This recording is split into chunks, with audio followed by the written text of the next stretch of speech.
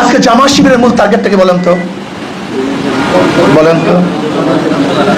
জামাত শিবিরের মূল টার্গেট হলো কওমি মাদ্রাসার মধ্যে ঢোকা।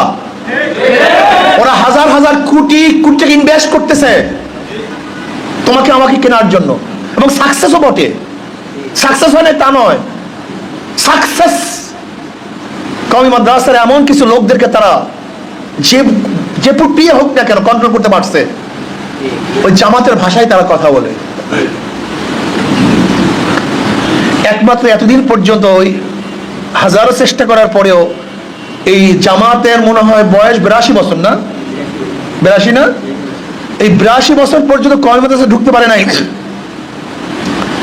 এখন তারা উদারতার নামে বিভিন্ন কৌশলে বিভিন্ন মাদ্রাসার ছাত্র সৃষ্টি করার মাধ্যমে তারা কিন্তু অনেকটা সাকসেসের পথে। কি কথা ঠিক না?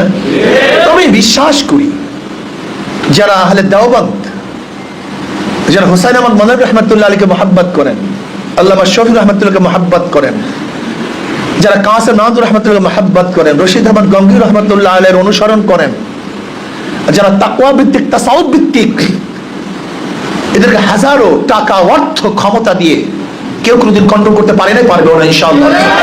কেউ কোনোদিন পারে নাই, পারবে না, কেউ কোনোদিন না।